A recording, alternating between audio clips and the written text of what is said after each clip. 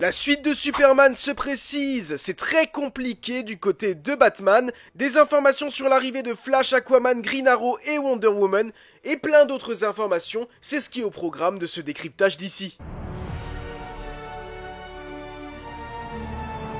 Salut les DCbords, bienvenue dans ce nouveau décryptage des informations d'ici.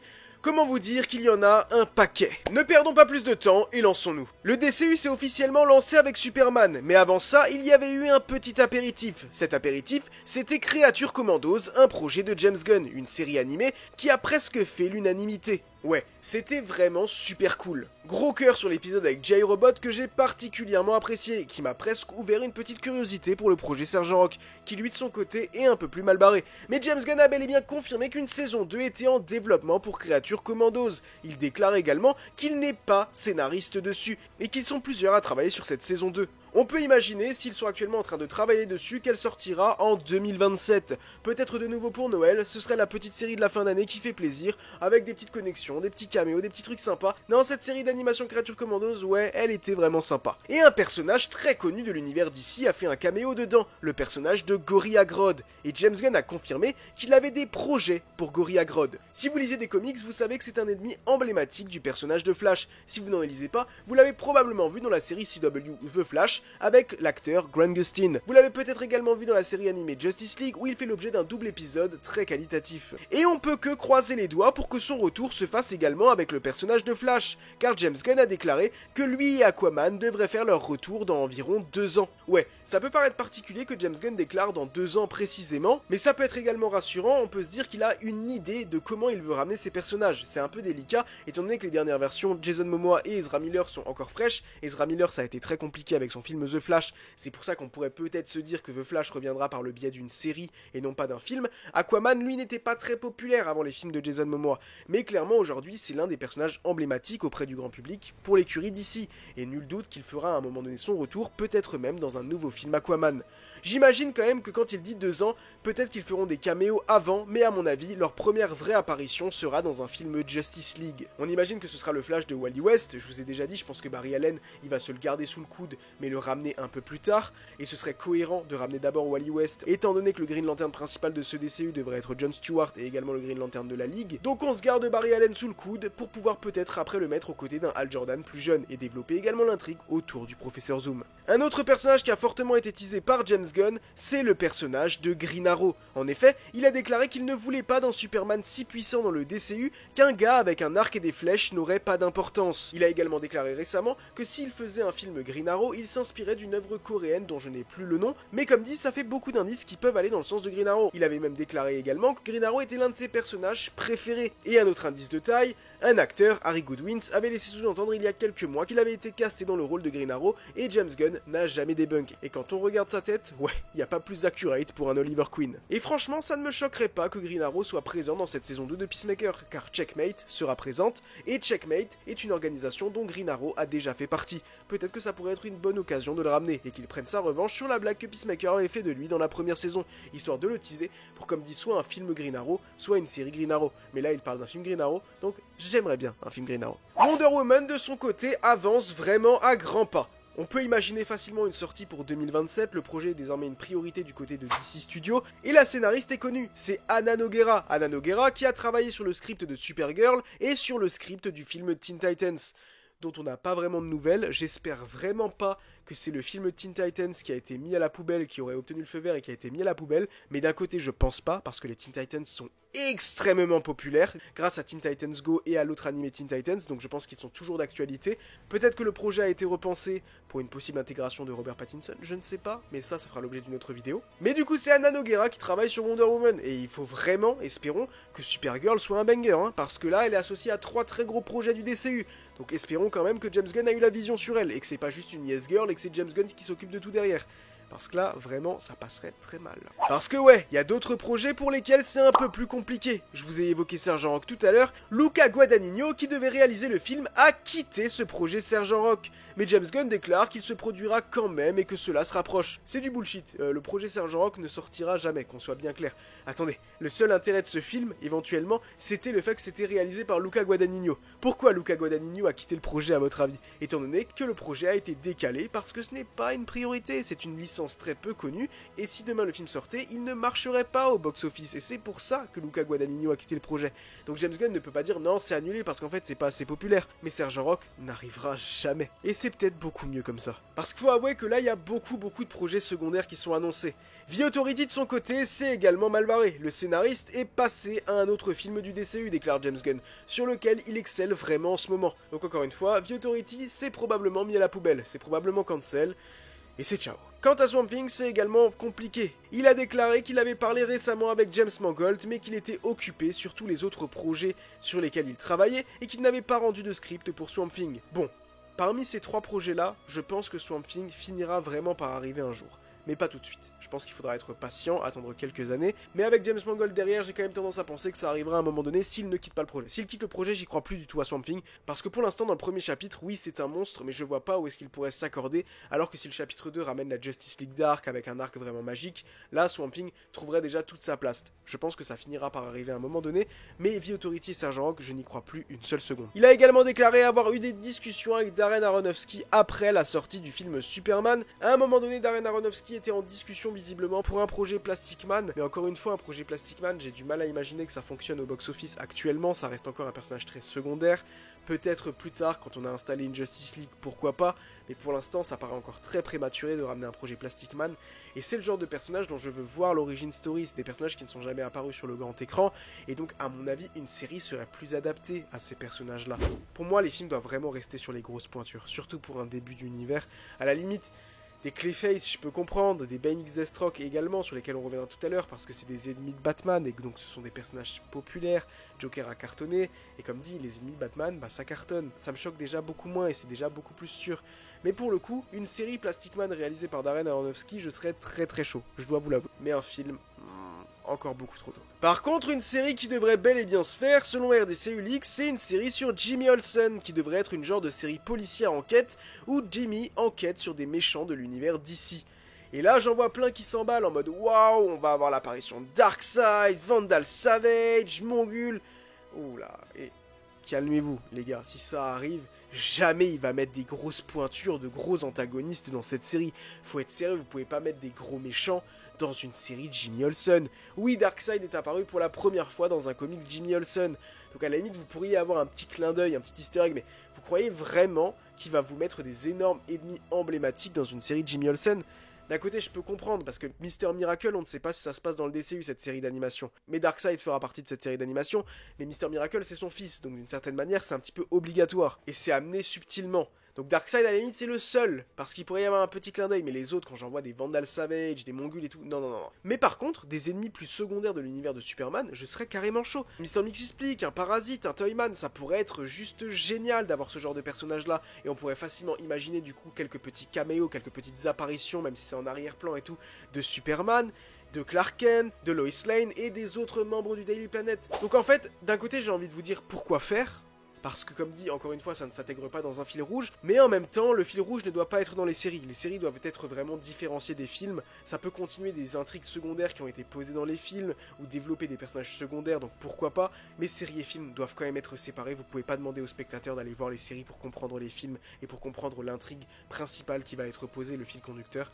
Donc d'un côté, j'ai envie de vous dire, dans le cadre d'une série, mettre un personnage secondaire comme Jimmy Olsen, c'est pas déconnant, donc pourquoi pas. Le film Superman se porte plutôt bien, ce n'est pas un énorme carton, mais il vient tout juste de dépasser les 400 millions de dollars après son deuxième week-end. Il devrait finir sa course dans les 600-700 millions de dollars. Et James Gunn a déclaré que Brainiac était initialement envisagé comme étant le méchant de ce premier film Superman, mais qu'il a finalement fini par partir sur le personnage de Lex Luthor. C'est très bien, Brainiac doit être gardé pour un gros événement, pour un film Justice League, mais il ne doit pas être juste présent dans le premier film Superman. C'est un gros antagoniste, et je pense vraiment qu'il va en faire l'antagoniste du premier chapitre.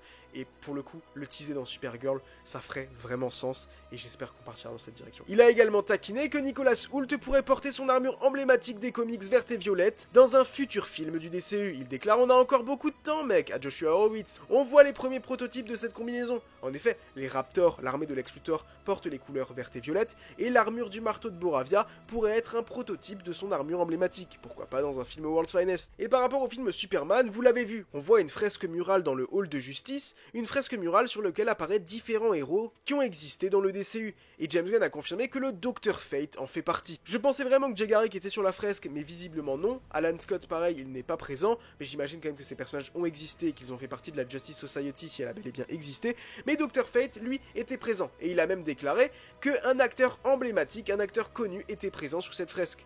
J'ai vraiment tendance à penser qu'il a gardé Pierce Brosnan en Dr Fate. Il avait beaucoup apprécié, il avait déclaré une fois le casting de Dr Fate dans Black Adam, donc je pense que Pierce Brosnan a gardé son rôle.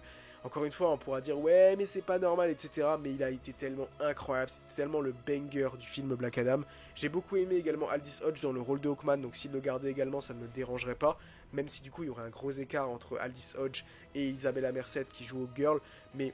il y a des versions où ils sont pas spécialement en couple, mais peut-être quand même qu'ils vont partir là-dessus, je ne sais pas. Mais en tout cas, il a déclaré que la fresque serait dévoilée bientôt, donc on devrait bientôt avoir la réponse, mais ça me choquerait pas que Pierce Brosnan ait gardé le rôle. Il a même déclaré que le Justice Gang pourrait être considéré comme les premiers membres de la Justice League, mais que cela n'arrivera pas de sitôt. Ouais, bon, ça, encore une fois, je pense que c'est faux, je pense pas que ce soit vrai. Le concept d'équipe de super-héros, oui, peut-être, mais à part au Girl, je ne pense pas que Mr. Terrific ni Guy Garner feront partie de la première Justice League. La première Justice League, pour moi, sera classique, et eux, je les vois bien plus dans une équipe style Terrifix ou Justice League International. Vraiment, on part clairement sur un concept de Justice League International avec l'équipe de Maxwell Lord, mais la Justice League sera classique. Néanmoins, dans le futur...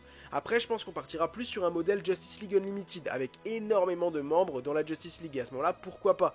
Mais au départ, non, je pense pas qu'ils feront partie de la première Justice League, à part Hawkgirl, elle, je pense qu'elle en fera partie, et qu'elle rejoindra le combat de Superman. Et Ultraman n'est possiblement pas mort, James Gunn laisse sous-entendre qu'il pourrait revenir, probablement en tant que Bizarro, c'est ce qui pourrait être crédible, son visage du coup dans l'espace, on pourrait imaginer qu'il changerait, qu'il redeviendrait un peu pourri, et du coup, on fait revenir Bizarro, et ça pourrait être plutôt cool, qui sait peut-être même du coup dans cette fameuse série Jimmy Olsen. Avant qu'on continue et qu'on rentre vraiment dans le vif, n'hésitez pas à vous abonner à cette chaîne, vous pouvez également laisser un pouce et activer la cloche si vous ne voulez rien manquer de l'actualité d'ici. Vous pouvez également booster la vidéo, c'est une nouvelle fonctionnalité qui est arrivée sur YouTube, alors pourquoi s'en priver? Et me rejoindre sur Instagram et TikTok, NateVerseFR, il y a du contenu exclusif là-bas, je pense que vous allez kiffer. Et dites-moi dans les commentaires, selon vous, quel est le prochain projet de James Gunn incluant le personnage de Superman? Car oui, il a bel et bien déclaré que son prochain film inclut le personnage de Superman. Ce n'est pas vraiment un Superman 2, mais Superman est l'un des personnages principaux de ce prochain film. Il a déclaré que ce n'est pas un film Batman vs Superman, et là tout le monde a repris la news en disant non, non, non, non, non, ça veut dire que c'est pas World's Finest, etc.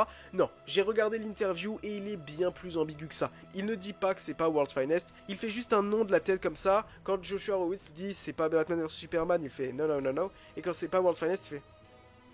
ça peut être ambigu parce que ça peut clairement être interprété plutôt en mode mec arrête de me poser des questions, je ne te dirai pas ce que c'est, parce qu'en fait pour moi c'est obligé que ce soit World's Finest. Le film Superman, oui, c'est un score raisonnable, c'est un score satisfaisant s'il finit entre 600 et 700 millions, mais je suis persuadé qu'il y a quand même un peu de déception. Parce qu'avec une communication aussi agressive, je pense qu'ils se sont quand même dit, allez, il y a moyen qu'on tape le milliard et tout. Je pense qu'ils sont satisfaits des résultats, c'est correct, mais je ne pense pas non plus qu'ils peuvent se permettre de faire directement un Superman 2 ou de faire un film assez osef, même si c'est pas osef, mais par exemple de faire un film Superman Supergirl, je pense pas que ça ramènera beaucoup plus de gens. Superman versus The Authority, qui serait en quelque sorte limite un Superman 2, ça ramènera pas plus de gens, peut-être même que ça fera moins, je ne sais pas. Il faut faire les choses de façon ingénieuse, il faut les faire bien. Vous faites un prochain film World's Finest, où vous combinez Superman avec une licence Batman. Les gens vont venir en salle parce que c'est Batman.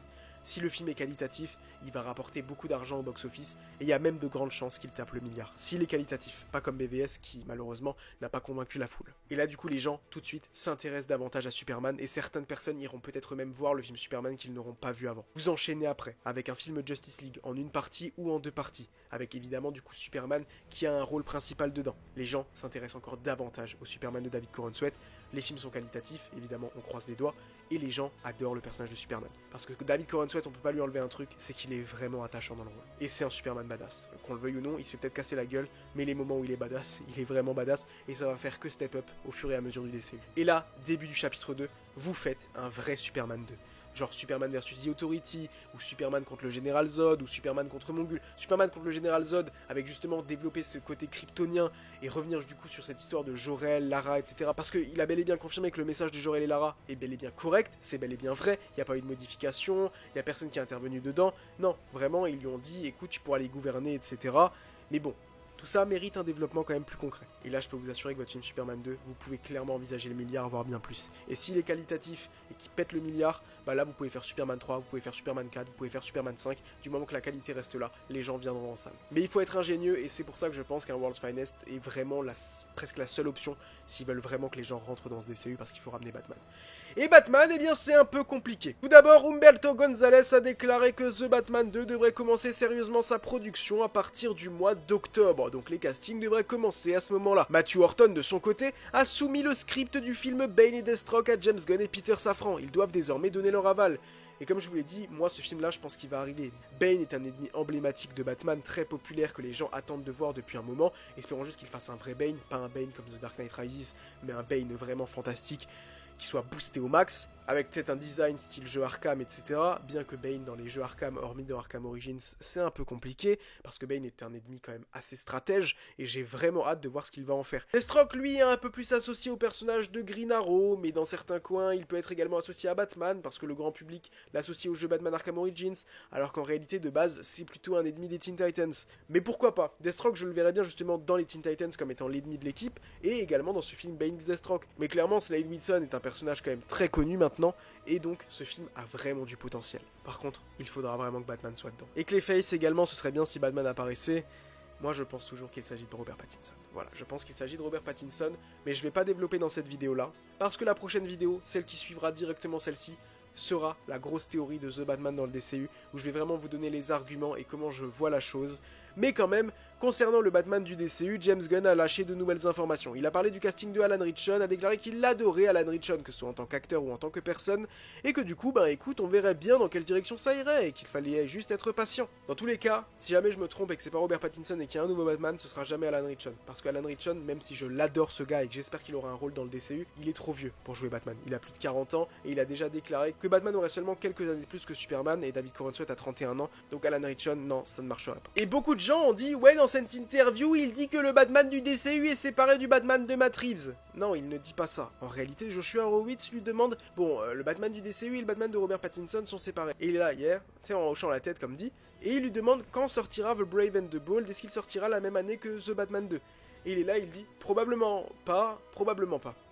Vous croyez vraiment que si maintenant Pattinson était le Batman du DCU, il va le dire dans une interview avec Joshua Horowitz? Mais jamais de la vie. Ça c'est une annonce énorme, ce sera même pas dans juste un The Hollywood Reporter ou un Variety, ça fera l'objet d'une communication énorme si The Batman rejoint le DCU.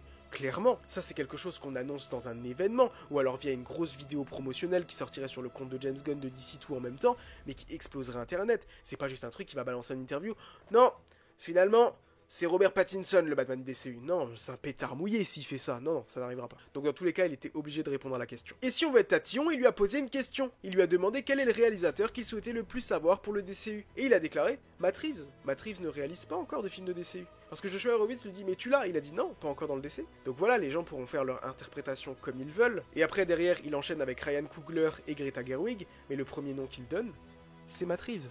Pourquoi est-ce qu'il dit ça? Il sait très bien que Matt Reeves est sur The Batman. Alors pourquoi est-ce qu'il dit ouais je le veux dans le DCU? C'est juste un indice supplémentaire, c'est tout. Moi je le vois comme ça, parce qu'il n'y a aucun intérêt sinon à dire Matt Reeves. Et on voit que James Gunn, ses plans ne sont pas clairs. On voit clairement que le Batman du DCU c'est pas clair. Même si The Brave and the Bold était concret, en fait il ne l'est pas vraiment. Parce que James Gunn déclare encore une fois, est-ce que Batman pourrait apparaître avant The Brave and the Bold?